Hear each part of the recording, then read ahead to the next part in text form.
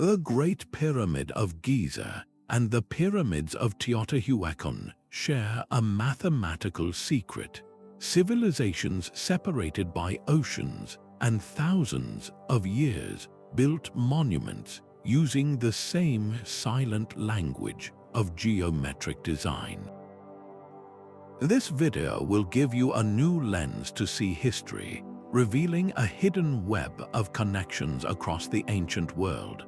We will investigate why the same sacred ratios appear in temples from Greece to Mexico, and whether this points to a lost global civilization or a deeper truth about human knowledge.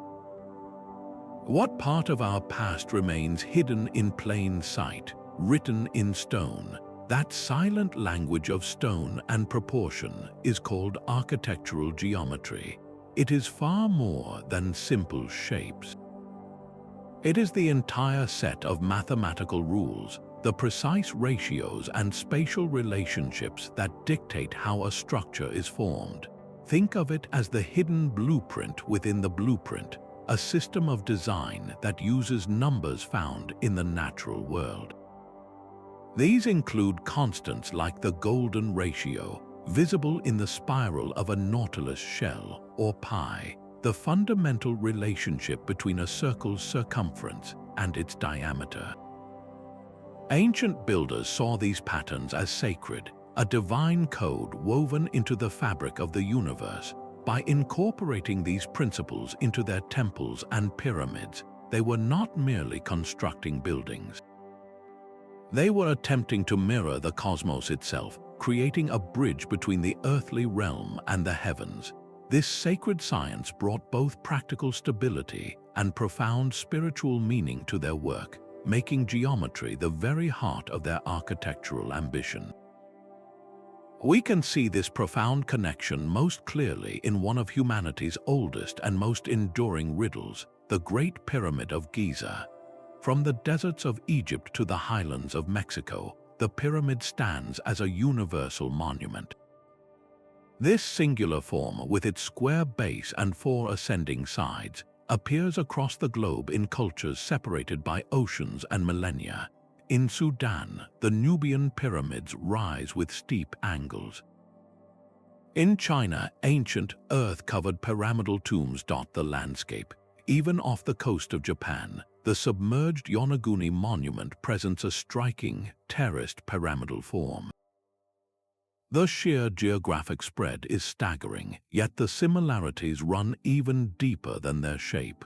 These structures are often precisely aligned with the heavens. The 3 Great Pyramids of Giza are a terrestrial map of the 3 stars in Orion's belt. Thousands of miles away, the main avenue of Teotihuacan and its Pyramid of the Sun are oriented toward the setting of the Pleiades star cluster. This celestial connection hints at a shared, profound purpose. The parallels extend into the very mathematics of their construction. The Great Pyramid's base perimeter, when divided by twice its height, gives a value incredibly close to pi, the fundamental constant of a circle. This was not a coincidence. It was a deliberate encoding of advanced mathematical knowledge into stone, a feat that seems to be echoed, perhaps instinctively, in the proportions of other pyramids worldwide. So how do we explain this phenomenon? Did a single, now vanished master civilization circle the globe, seeding this knowledge? Or does the pyramid represent something more intrinsic, a universal archetype that emerged independently wherever humans sought to reach for the divine? Perhaps the form itself is the most stable and monumental shape our ancestors could conceive, a natural conclusion drawn from the geometry of the earth and sky. Its global prevalence points to a shared human understanding, a silent conversation across time written in the most stable geometry. This conversation becomes even clearer when we listen to the specific mathematical constants whispering from these ancient stones. These mathematical whispers are not confined to a single site. The constant pi defining the circle and the golden ratio governing growth echo through structures worlds apart. The Great Pyramid's dimensions famously incorporate pi in the ratio of its perimeter to its height, a deliberate encoding of a sophisticated concept. Inside, the very chamber built for a ruler, the king's chamber, has a length and width that closely approximate the golden ratio. This same proportion was the foundation for classical beauty in Greece, where the Parthenon was meticulously framed within a series of golden rectangles. Across the Atlantic, the builders of Teotihuacan laid out their entire city, its central avenue and the placement of its massive pyramids, using this identical, naturally occurring ratio. It is as if these cultures, separated by vast oceans, were all tuning their instruments to the same fundamental frequency of the universe. They saw in the spiral of a galaxy and the curve of a seashell a common geometric language, a sacred code they could translate into stone. This was far more than an aesthetic choice. It was a profound effort to root their most important structures in the very principles they believed governed creation, to make their temples a true reflection of cosmic order. By building with these universal constants, they were attempting to synchronize their world with the heavens, creating a permanent anchor between the earth and the stars. This celestial alignment was the ultimate purpose, a goal that required a deep and precise understanding of the sky above. This celestial clockwork required a master blueprint, one written in the silent language of geometry. To capture the sun's journey or the path of a planet, ancient architects used circles, ellipses, and precise angles as their tools. At Stonehenge, the massive heel stone acts as a perfect foresight, marking the exact point where the summer solstice sun crests the horizon. In Egypt, the Temple of Karnak was engineered so that the winter solstice sun would illuminate its deepest, most sacred sanctuary. Across the ocean, the Mayans designed the Caracol Tower at Chichen Itza with narrow observation slots specifically targeted to track the complex cycles of Venus. This was not just stargazing, it was high-precision celestial engineering. The geometry gave them a permanent calendar carved in stone, a way to predict the seasons and organize their entire society around the rhythms of the cosmos. Their architecture became a stable interface between our world and the vast sky above, a bridge built with mathematical certainty. This shared practice points to a profound and perhaps universal cosmological worldview. The desire to mirror the heavens in earthly structures appears in the sacred diagrams of Hindu temples, which are laid out as mandalas representing the entire universe in microcosm. Buddhist stupas similarly embody cosmic mountains and the axis of the world. From the plains of England to the jungles of Central America, we see a common human quest to understand our place in the grand scheme by building that connection into the very ground we walk on. This deep, cross-cultural impulse to map the sky finds one of its most compelling expressions in a single, elegant geometric pattern that recurs from one hemisphere to the next.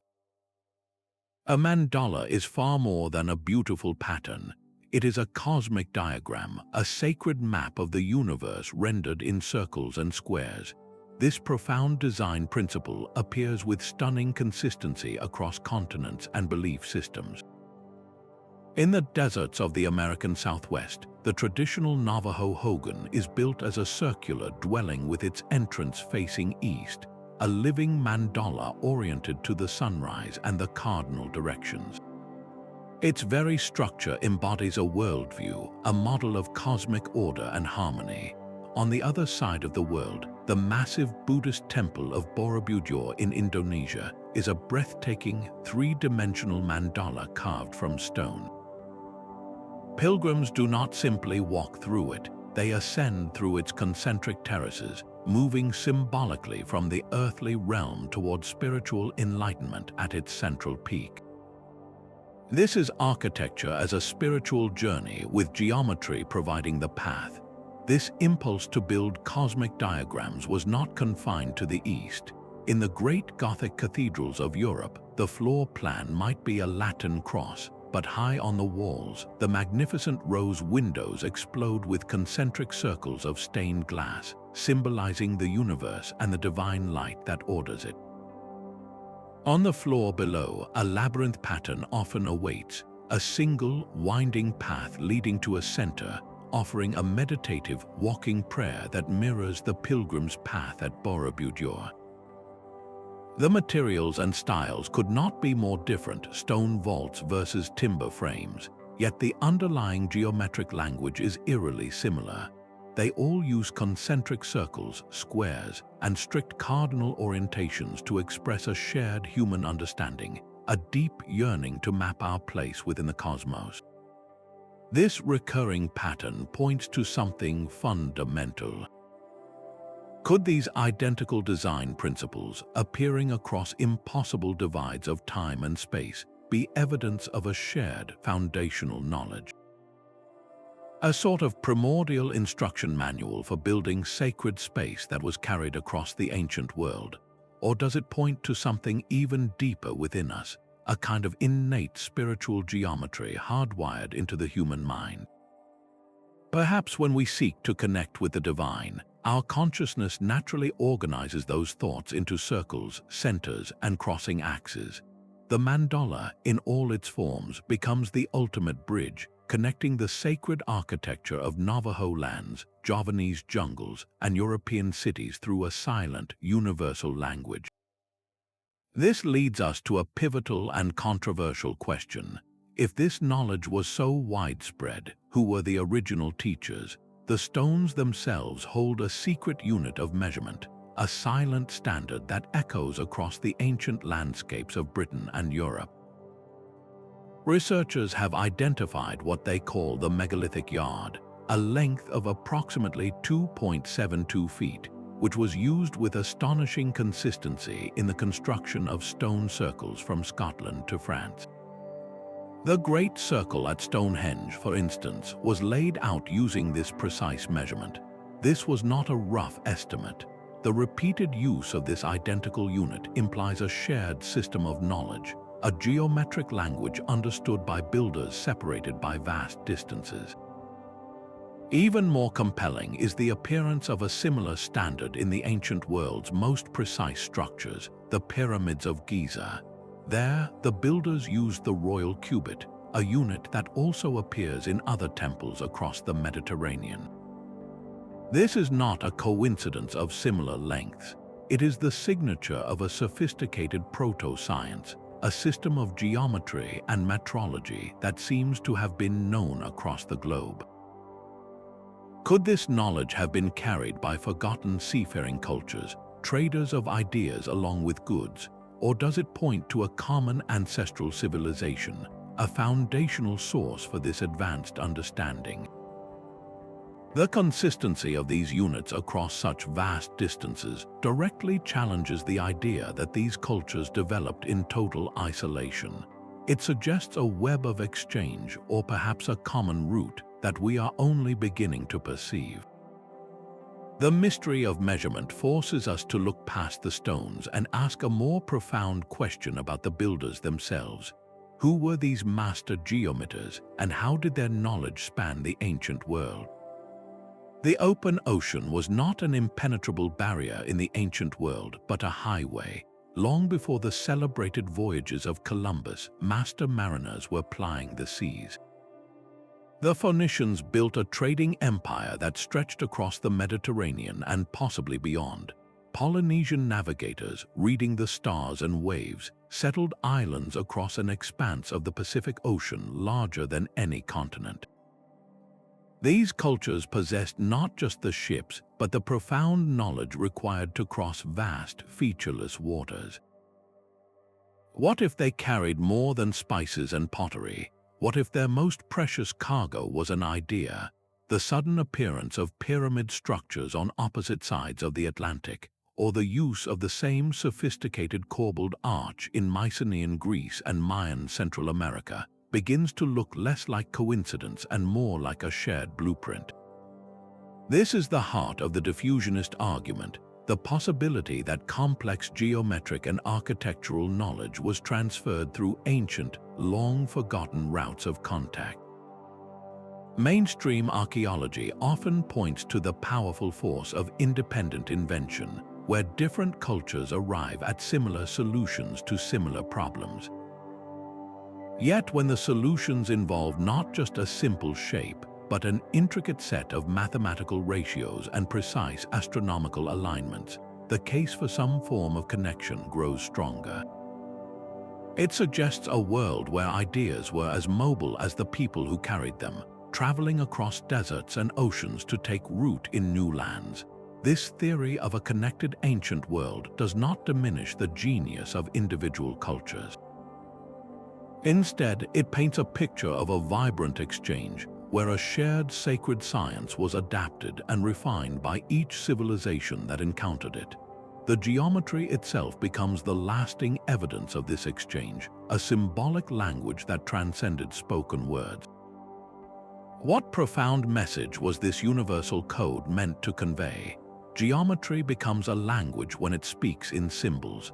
Beyond the precise ratios and celestial alignments, ancient builders infused their stonework with a deeper vocabulary of meaning. A simple spiral etched into a rock face is never just a line. In the ancient Irish tomb of Newgrange, a massive entrance stone is covered in intricate, swirling spirals. This was not mere decoration. For the people who built it, the spiral likely represented the journey of the soul, the cycles of rebirth, or the swirling energy of the cosmos itself. We see this exact same form thousands of miles away, carved into the desert varnish of the American Southwest by native cultures. There, the spiral often maps the path of the sun or the labyrinthine journey of life. It is a symbol that transcends culture, a geometric echo of a universal human observation about the cyclical nature of existence. Another powerful symbol is the hexagon. Nature itself seems to favor this form for its strength and efficiency, as seen in the interlocking basalt columns of the Giant's Causeway and the perfect wax cells of a honeycomb. Ancient architects observed this natural perfection and replicated it. In Mesopotamian pavements and later in Roman floor designs, the hexagonal tile became a recurring motif. It was more than a durable pattern. It was a symbolic expression of harmony, community, and the beautiful efficiency inherent in the natural world. By incorporating it, builders were aligning their creations with these fundamental principles. Perhaps the most intriguing symbolic parallel is the step fret or meander pattern. This continuous right-angled line appears with stunning similarity in two seemingly unconnected worlds. It frames the edges of ancient Greek vases and snakes across the walls of Mayan temples. In Greece, the pattern, known as the meander, symbolized eternity and the eternal flow of things. In Mesoamerica, the step fret was deeply associated with serpents, water, and the sky. While their specific cultural meanings differed, the core symbolic idea is remarkably consistent, a geometric representation of an unbroken, perpetual cycle. This recurrence is a profound puzzle. Does it point to a shared symbolic lexicon carried across the globe by early travelers? Or does it reveal something about the structure of human consciousness itself, suggesting that when different cultures grapple with the great universal questions of life, death, and eternity, they independently arrive at similar geometric expressions? This symbolic layer adds a rich philosophical depth to the stone, transforming cold geometry into a warm, human conversation across the ages. But the conversation does not end with what we can see. The architects of the ancient world designed for another sense entirely, engineering spaces that were meant to be heard. These ancient monuments were not just silent forms, they were designed to be heard. The stones themselves were instruments, their precise geometries engineered to conduct sound in ways that defy simple explanation, stand at the base of the Mayan pyramid of Kukulkan at Chichen Itza and clap your hands. The echo that returns is not a simple repetition, but the distinct chirp of the sacred Quetzal bird, a sonic miracle crafted from the stairway's exact proportions and angles. This was no happy accident. It was acoustic architecture, a deliberate manipulation of sound waves through mathematical design. Deep beneath the island of Malta, the Hypogeum, a labyrinthine subterranean temple, holds an even deeper secret. One of its carved chambers, known as the Oracle Room, resonates at a specific low frequency. A voice spoken within this space is amplified and transformed, its vibrations felt throughout the body as much as they are heard by the ear. Researchers suggest this sonic environment could have been used for ritual, for healing, or to alter states of consciousness, using sound as a bridge to other realms. This profound understanding of acoustic geometry appears across the globe. In Greece, the subterranean oracle chamber at Delphi was said to be positioned over a fissure emitting vapors that induced visions. The chamber's specific shape and volume would have amplified the priestess's whispered pronouncements, creating an awe-inspiring and otherworldly experience for seekers. In India, the design of ancient Hindu temples incorporates fractal-like repeating geometries in their towering gateways and inner sanctums. These forms are not merely decorative, they are tuned to amplify the resonant frequencies of chanting and ritual bells, bathing devotees in a cocoon of sacred sound. This shared science reveals a holistic world, where architecture was a multi-sensory experience. Form, spirit, and sound were not separate disciplines, but intertwined threads of a single sacred fabric. The builders were not just masons, they were masters of a vibrational science, using geometry to create spaces that could speak, sing, and resonate with the human spirit. This deep integration of sound and stone naturally leads us to wonder about the very substance of these structures. What secrets are held within the materials they chose to use? The very stone these monuments were built from speaks a geometric language. At sites like Sacsayhuaman in Peru, you find walls composed of colossal, irregular blocks, some weighing hundreds of tons, fitted together in a dizzying jigsaw puzzle. The joints between them are so perfectly seamless that not even a sheet of paper can be inserted. This is polygonal masonry, a technique that appears with stunning similarity in the Cyclopean walls of Mycenaean Greece. The builders were not simply stacking rocks, they were engaging in a three-dimensional stonecraft, selecting and shaping each massive piece so that its unique angles and curves would interlock perfectly with its neighbors, creating a structure that moves and breathes as one. This was genius born of necessity. In earthquake-prone regions, a rigid wall of uniform blocks would shatter, but a polygonal wall with its intricate, interlocking geometry flexes and settles during a tremor, the stones redistributing the immense forces among themselves. This is not simple construction, it is applied physics and advanced geology, a deep empirical understanding of how shapes bear weight and withstand the test of time. A similar mastery is visible in the granite heart of the Great Pyramid. The blocks in the king's chamber are joined with a precision that modern engineers struggle to replicate, their surfaces ground so flat and their edges so true that they fit without mortar, creating a seal that has endured for millennia. How could cultures separated by oceans and centuries arrive at such similar, sophisticated solutions? This points to a shared, hard-won knowledge, a global curriculum of trial and error written in stone. The choice of material and the method of its assembly were not separate from the sacred design, they were its essential foundation. The geometry was not just in the grand plan, but in the microscopic fit between two stones. This profound craftsmanship forces us to ask a pivotal question. What tools and minds were capable of such precise execution? The tools for this grand ambition were surprisingly humble. To map the cosmos onto the Earth, ancient architects began with simple ropes, wooden stakes, and sighting poles. With nothing more than a length of cord and a series of stakes, they could generate the fundamental shapes of sacred geometry. A single stake and a taut rope could scribe a perfect circle, the symbol of the heavens, to form a perfect right angle, the essential building block for squares and temples. They used a deceptively simple method. By tying knots in a rope at intervals of 3, 4, and 5 units, they could create a perfect triangle, guaranteeing a square corner every time.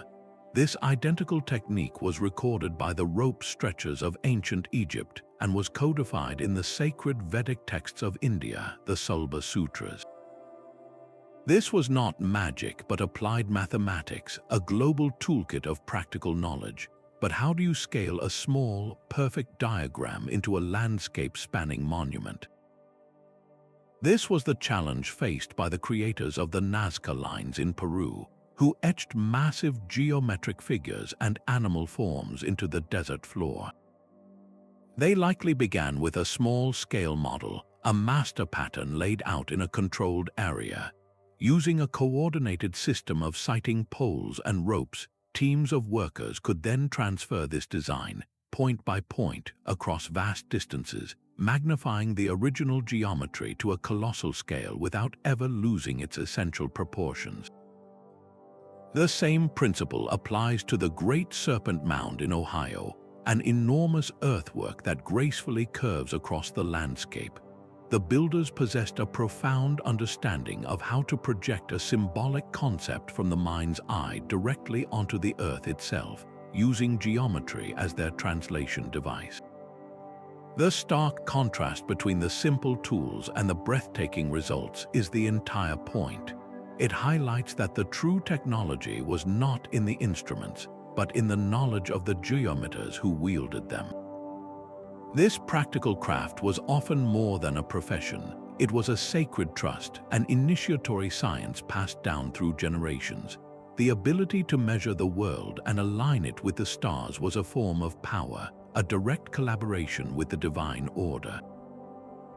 The rope and the stake were not just builders' tools, they were the pens with which they wrote their cosmic scripture into the very body of the planet.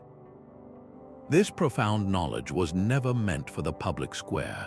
It was a secret science protected and passed down through generations within the inner sanctums of mystery schools and exclusive priestly orders. In the shadowy temples of Egypt, the Pythagorean Brotherhood of Greece, and the learned Brahmin circles of India, geometry was treated as the ultimate esoteric key. For these initiates, a circle was not just a shape, it was a symbol of unity and the infinite. A triangle was not merely a stable form, it was a representation of the Trinity found in nature and divinity. They believed that by mastering the silent language of these forms and ratios, they were deciphering the very blueprint of creation, peering into the mind of the cosmic architect. This was not academic mathematics, it was a spiritual technology. The goal was to use this knowledge to construct more than just buildings. They sought to build bridges to higher states of awareness, to create sacred spaces that could act as portals for spiritual energy, harmonizing the earthly realm with the unseen forces of the cosmos. The stunning persistence of the same geometric codes, from the pyramids of Mexico to the temples of Cambodia, might be explained by the quiet migration of these learned individuals.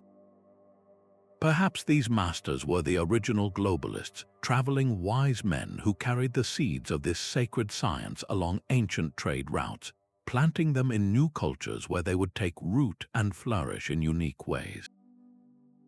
This secretive chain of transmission, a whispered tradition from master to initiate, adds a compelling layer of intrigue to the global patterns we observe. It suggests that the true monument was not the stone structure itself, but the invisible, enduring knowledge that designed it. The legacy of these ancient schools did not vanish with the pharaohs or the classical philosophers. Their teachings, though often driven underground, continued to pulse through history, influencing the great intellectual and spiritual revivals of later eras. The master builders of the Gothic cathedrals, the scholars of the Islamic Golden Age, and even the visionary artists of the Renaissance were all heirs to this timeless geometric tradition. They understood that to build with these principles was to participate in a grand cosmic order, a conversation with the divine that began in the deepest antiquity and continues to whisper to us today. High above the towns of medieval Europe, the Gothic cathedral soared, a forest of stone and light. This was not a break from ancient tradition, but its magnificent fulfillment. The master masons who raised these structures were the direct heirs of the old geometers, wielding the same sacred tools, the compass for the circle of heaven and the square for the earth. In the very bones of Chartres Cathedral or Notre Dame, you find the golden ratio governing the proportions of the nave and the perfect square dictating the layout of the crossing. The geometry was not merely structural, it was the entire theological language of the building. The breathtaking rose window, for instance, is far more than a circular stained glass.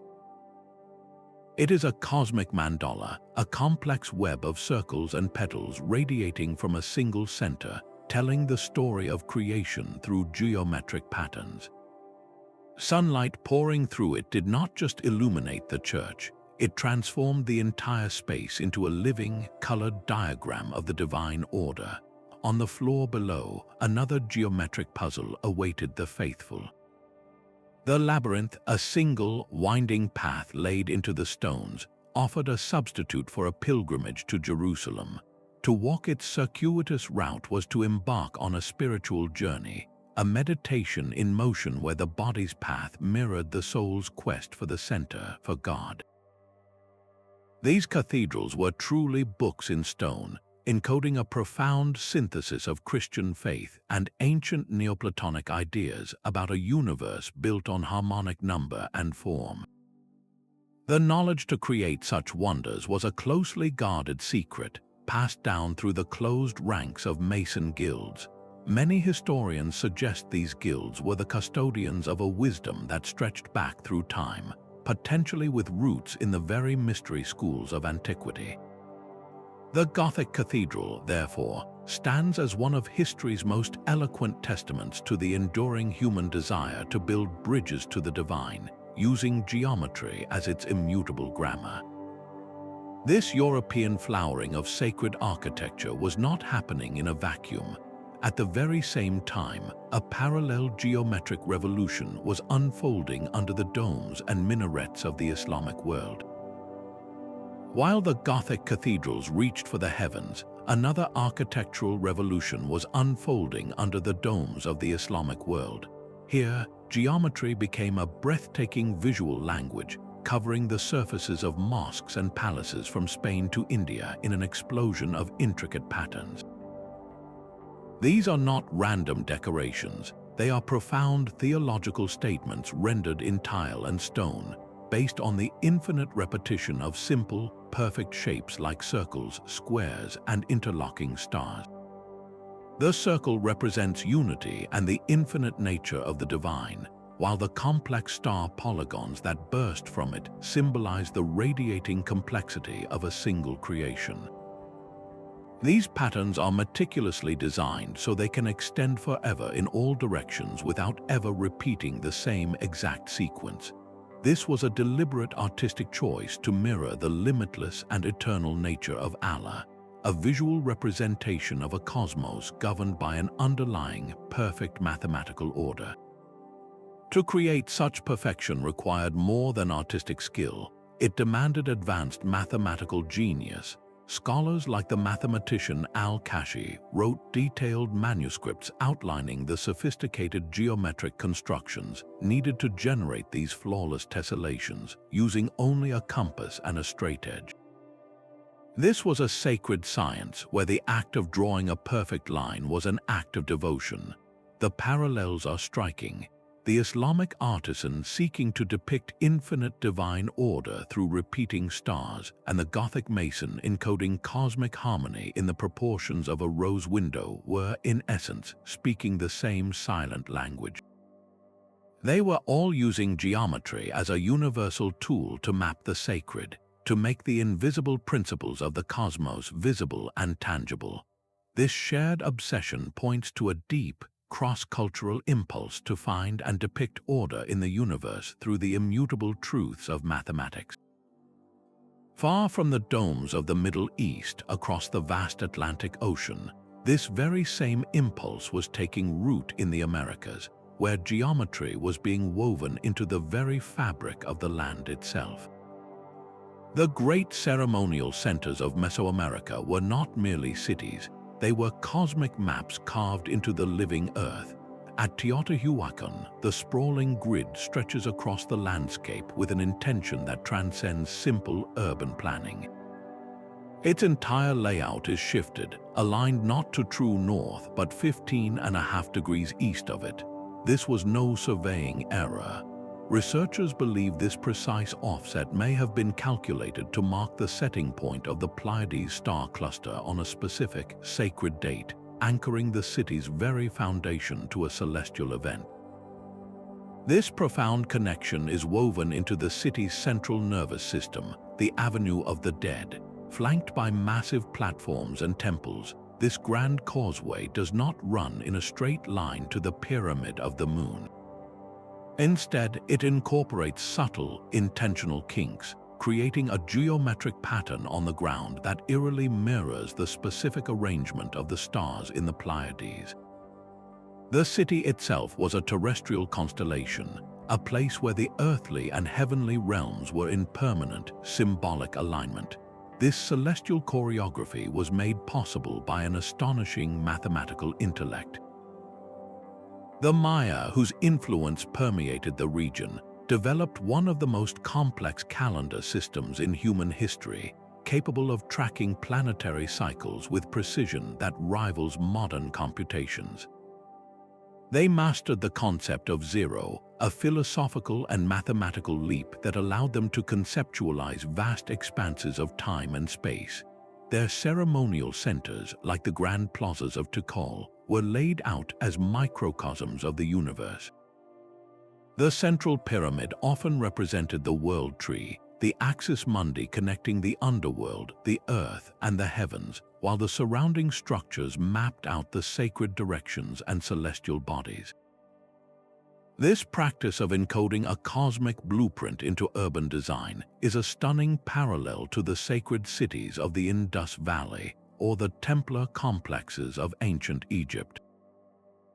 Across the globe, the human impulse was the same, to build a home that was not just in the world but of the cosmos, using the universal translator of geometry.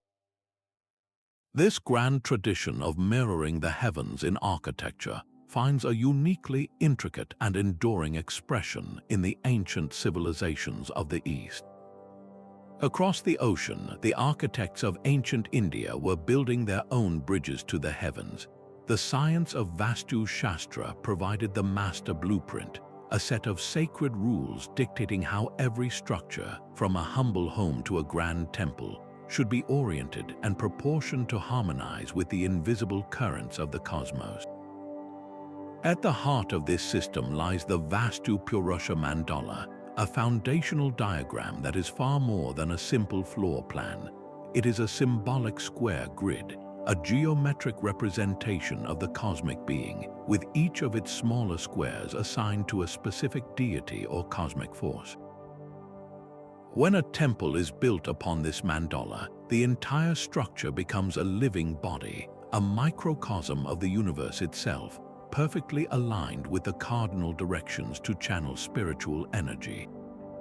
The entire edifice then reaches skyward, culminating in the Shikara, the temple's soaring spire.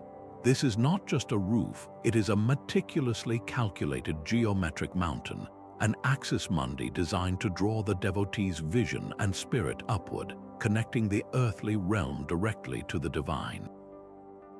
The mathematical precision required for such a feat was astounding. Centuries before the Greek philosopher Pythagoras formulated his famous theorem, the Indian sages had already codified the very same geometric principles in texts known as the Shulba Sutras. These were practical manuals for constructing complex ceremonial altars of precise shapes and areas, proving an advanced understanding of right angles and the relationships between the sides of a triangle. This was geometry in the service of the spirit, a systematic effort to build a perfect earthly home for the gods. The profound parallels are undeniable. The Vastu Purusha Mandala, with its square grid and cosmic symbolism, finds a direct cousin in the sacred square diagrams used to lay out Tibetan Buddhist temples and even the floor plans of some early Christian basilicas. It is as if the same fundamental idea, that the square represents the ordered earth and the circle the boundless heavens, was a universal starting point for sacred design. This shared architectural philosophy, seeking to balance human existence with cosmic law, did not stop at the shores of the Indian subcontinent. Its underlying principles of harmony and orientation can be traced across the sea, resonating in the very different yet spiritually similar building traditions of the Pacific Islands. The vast Pacific Ocean was their cathedral and the stars their only map. For the Polynesian voyagers, the sea was not an empty void but a dense, living text written in the language of geometry. They read the subtle angles of swells deflecting off distant islands, the precise flight paths of homing birds at dusk, and the grand celestial clockwork overhead. Their navigation charts, intricate lattices of woven sticks and shells, were not literal maps of the ocean, but rather schematic diagrams of these intersecting geometric relationships. They represented wave patterns, the rising and setting points of key stars, and the invisible corridors of travel between islands. This was a dynamic, mental geometry, a constantly updated calculation of position and direction based on the observed world. To successfully voyage across thousands of miles of open water required an implicit understanding of the Earth's curvature, long before it was a settled scientific fact in the Western world. They were not just sailing on the ocean, they were navigating across a spherical planet, using the heavens as their guide. This represents a different, yet equally profound, expression of the same universal impulse. While the Egyptians encoded geometry into immovable stone, the Polynesians encoded it into a living, breathing tradition of wayfinding. It was a fluid, applied science of spatial intelligence, a testament to the human mind's ability to discern cosmic order and use it as a practical tool for exploration. The connection between geometry and the cosmos was not confined to temple walls. It was alive in the rocking of a canoe and the navigator's unwavering gaze at the stars. This global recurrence of geometric thinking, from the pyramids to the outrigger, points toward a unifying principle. It suggests a deep, shared cognitive toolkit for understanding our world, a fundamental human capacity to see the hidden mathematical patterns in nature and use them to shape our destiny. This compelling pattern of shared design principles across the ancient world naturally leads us to a grand, unifying theory that attempts to explain it all. The ground beneath these sacred sites may hold the ultimate secret. Some researchers point to a grander design, a planetary blueprint where the great monuments of antiquity are not isolated wonders, but interconnected nodes on a global grid. This is the geodetic theory, the idea that ancient surveyors possessed a sophisticated knowledge of the Earth's true size and shape, placing their temples and pyramids at mathematically significant points on the planet's surface. The Great Pyramid of Giza, for instance, sits at the precise geographic center of the Earth's total landmass, a location that seems impossibly deliberate. Other major sites appear to fall along straight tracks known as ley lines, hypothetical alignments that connect ancient landmarks across vast distances, crossing hills and valleys in a way that defies simple geography. The concept suggests a lost science of Earth measurement, where the entire globe was understood as a single geometric entity. Proponents of this view imagine a network of astronomer priests, a global community that coordinated its efforts to build a planetary-scale instrument, anchoring powerful energies or mapping celestial forces directly onto the crust of the Earth. While mainstream archaeology remains skeptical, citing a lack of concrete evidence for such a coordinated enterprise, the uncanny precision in the placement of so many sites is a riddle that refuses to fade. It forces a profound question. Did our ancestors see the world as a living being, and were they attempting to build a sacred anatomy upon its skin, using stone markers as acupuncture points for the planet itself? This grand vision of a connected ancient world compels us to look at the evidence with fresh eyes, to ask what modern science can tell us about these mysterious alignments. Satellites now trace the lines our ancestors carved into the Earth, revealing patterns once visible only from the heavens. This is the power of archaeoastronomy, a field where lasers and orbital cameras become time machines. Through three-dimensional laser scanning, researchers can map a monument like Stonehenge down to the millimeter, capturing every subtle wear on its stones. Computer simulations then turn back the celestial clock, calculating precisely where the sun, moon, and stars would have appeared on the horizon thousands of years ago. This technology has moved beyond speculation to confirmation. At Newgrange in Ireland, simulations proved that the winter solstice sun would not merely shine near the entrance, but that its rays would travel directly down a long, narrow passageway to illuminate the inner chamber for a few precious minutes. This was not a vague alignment, but a precise and repeatable solar event engineered into the very architecture. The same digital tools have uncovered new mysteries, like the curious offsets in the Avenue of the Dead at Teotihuacan, which may map the Pleiades with a specificity we are only now able to appreciate. This rigorous approach often dismantles sensational claims, grounding our understanding in verifiable data. Yet, in doing so, it builds a far more impressive truth. The repeated, independent discovery of complex geometry and astronomy across the globe ceases to be a mystery of contact and becomes a testament to a shared human genius.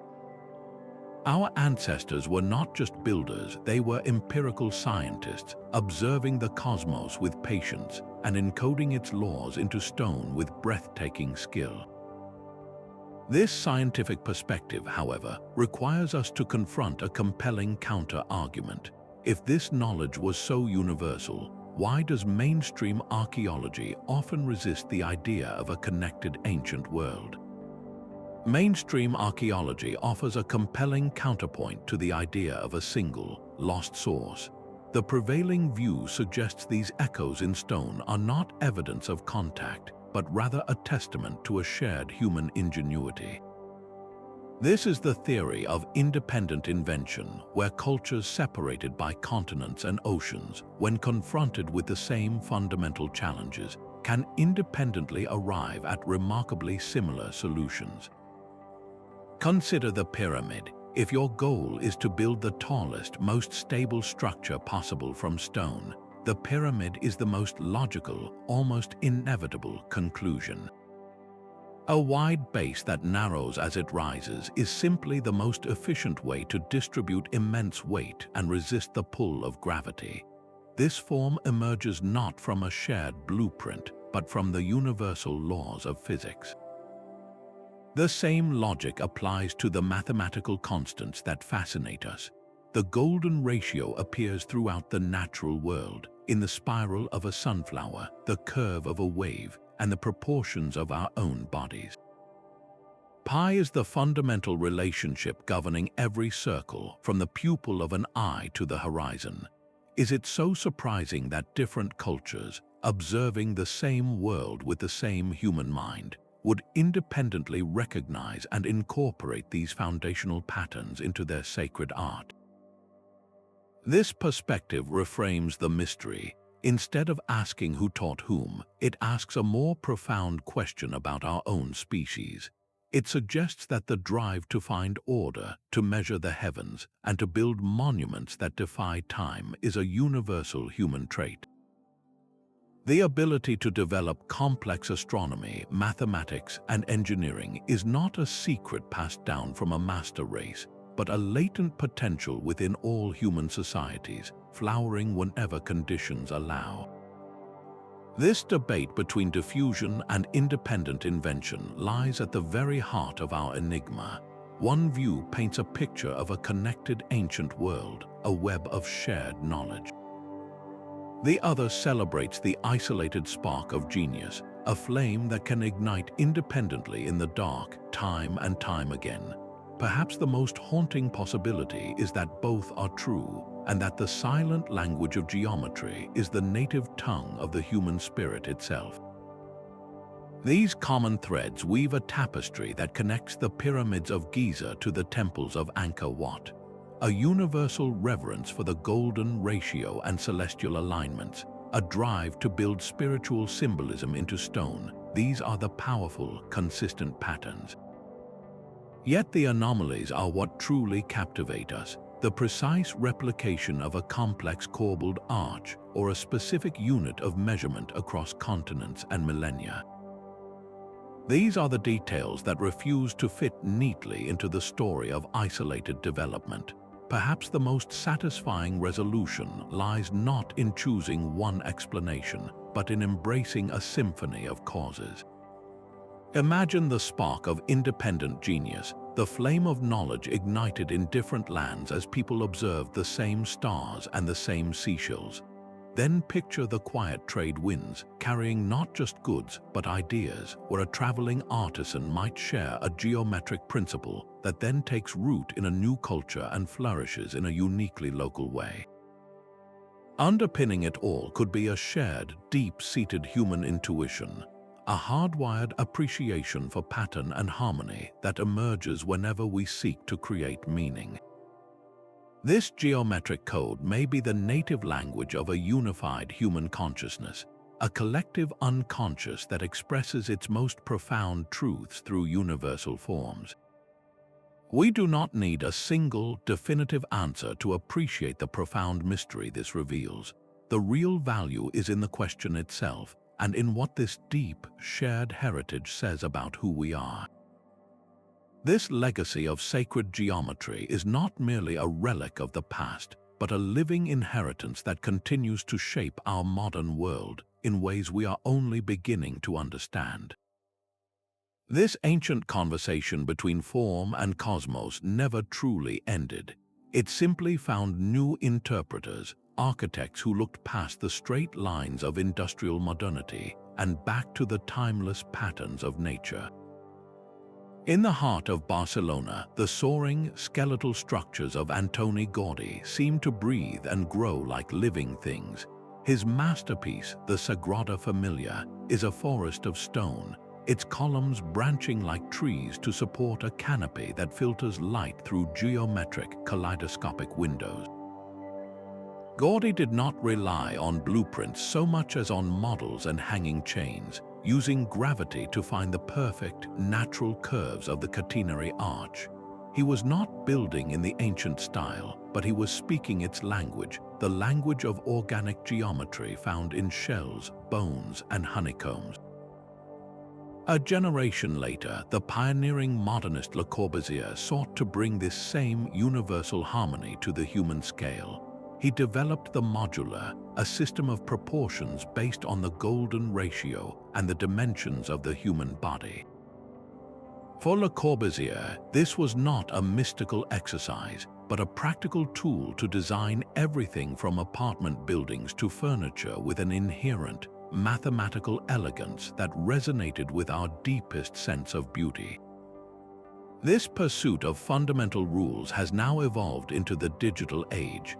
Contemporary parametric design uses complex algorithms to generate forms that are impossible to draw by hand, creating swooping, intricate structures that look utterly new. Yet the underlying principle is a direct echo of the ancient geometers. The algorithm is simply the new compass and rope, a tool for discovering and executing a set of perfect, invisible rules to create spaces of stunning complexity and harmony. From Gaudi's organic arches to the algorithmic curves of a Zaha-Hadid building, the impulse remains identical: to find the hidden order of the world and build with it. This timeless legacy proves that the language of architectural geometry is a permanent thread in the human story, connecting the pyramid builders to the digital designers in a single, unbroken quest to align our creations with the cosmos. This brings the mystery to a final, deeply personal dimension, one that asks not about the past, but about our own perception of the world around us. Your own city streets hold hidden patterns waiting to be discovered.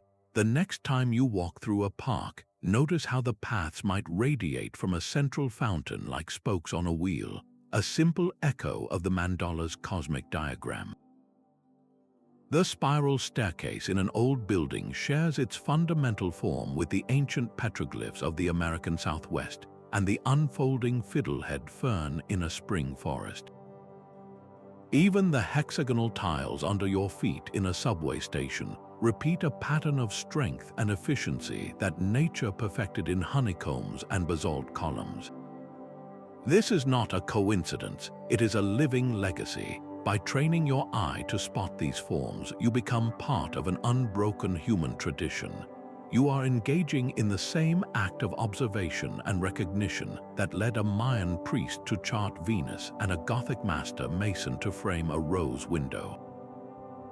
You are not just seeing shapes, you are reading a universal language written into the fabric of our world. This awareness does more than just solve an ancient mystery. It reshapes your own place within it.